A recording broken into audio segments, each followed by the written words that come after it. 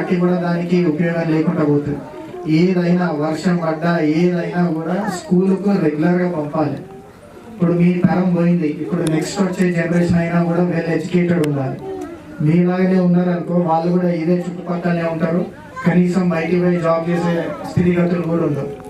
And I request, ఈ పాఠశాల పిల్లలు ఒకటే కాకుండా ఇంకా ఈ గ్రామంలో ఎవరైనా చదువుకున్న వాళ్ళు ఉంటే మీ ఊరి నుంచి బయటికి రండి, భద్రాచలం రండి, కొత్తగూడెం రండి, దాని తర్వాత హైదరాబాద్ పోండి.